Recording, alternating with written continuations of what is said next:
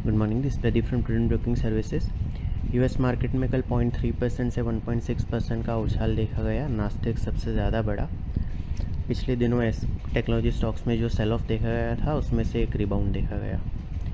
US के 10 year treasury yield 1 basis point बढ़ के 4.254% पे रहे। डॉलर इंडेक्स 0.1% गिर के 104.28 पे रहा। गोल्ड 0.2% गिर के $2396 पर आउंस पे रहा। ब्रेंट क्रूड फ्यूचर्स 47 सेंट्स गिर के 82.16 पे। WTI फ्यूचर्स 34 सेंट्स गिर के $79.79 पर बैरल पे रहे।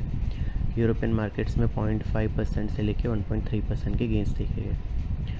हमारे मार्केट में 0.2% इनिशियल ट्रेड में गिरने के बाद through the session most of the losses recoup करके दोनों मेन इंडाइसेस मार्जिनली नीचे बंद हुए। सेंसेक्स 102 पॉइंट्स गिर के 80,502 पे। निफ्टी 15 पॉइंट्स गिर के 24,515 पे क्लोज हुआ। निफ्टी के मिड कैप और स्मॉल कैप इंडाइसेस 1.3% और 0.9% ऊपर रहे।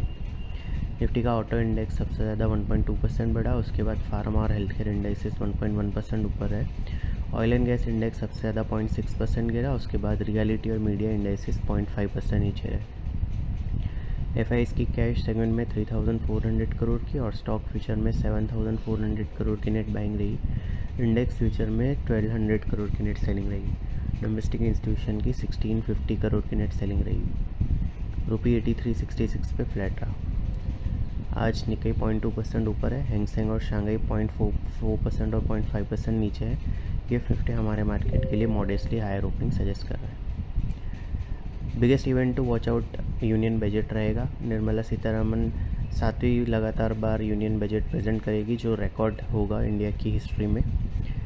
इंटरिम बजट में जो अनाउंसमेंट थे उसका कंटिन्यूएशन ही लार्जली मार्केट देख रहा है।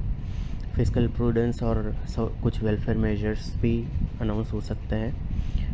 बाकी expenditure, tax, revenue, borrowing, interest payment और गवर्नमेंट के कैपेक्स टारगेट है वो लार्जली इंटरिम बजट से मैच करेंगे।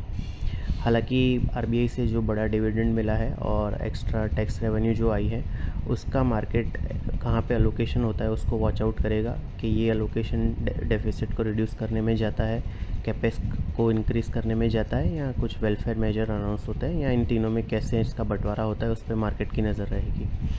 मार्केट के नज़रिए से बिगेस्ट अनाउंसमेंट जो मार्केट वॉच आउट करेगा कि कैपिटल गेंस टैक्सेशन में कुछ चेंजेस आते हैं कि नहीं, और ख़ास करके इक्विटी का LTCG 10% है उसमें कोई मार्केट एक्सपेक्ट नहीं कर रहा चेंज आएगा। पर F&O से रिलेटेड जो कंसर्न वेरियस अथॉरिटीज़ ने जताए हैं तो उससे ये डर बना है कि कुछ F&Os को डिस्करेज करने के लिए कुछ फर्दर टैक्सेशन आ सकते हैं। हालांकि पर्सनल इनकम टैक्स के फ्रंट पे कुछ स्वीटनर आ सकता है, उसमें कुछ रिलीफ मिल सकती है। सेक्टर्स टू वॉच आउट है जहाँ तक कंसर्न, तो पब्लिक कैपेक्स अगर इंक्रीज़ किया जाता है तो उसका बेनिफिट इंफ्रा और पावर स्टॉक्स को मिलेगा। इसके अलावा रूरल अलोकेशन अगर बढ़ता है तो FMCG स्टॉक्स के लिए फ़ायदा ही वाला होगा। अफोर्डेबल हाउसिंग के लिए कुछ एक्स्ट्रा अनाउंसमेंट आते हैं तो हाउसिंग फाइनेंस और रियल एस्टेट स्टॉक्स के लिए पॉजिटिव होगा।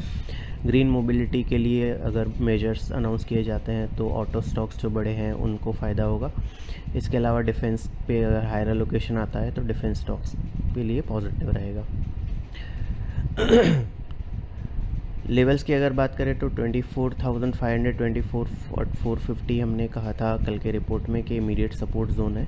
उसके नीचे 24,250 नेक्स्ट सपोर्ट रहेगा। निफ्टी ने 24,362 का लो बनाने के बाद 24,509 पे क्लोज दिया।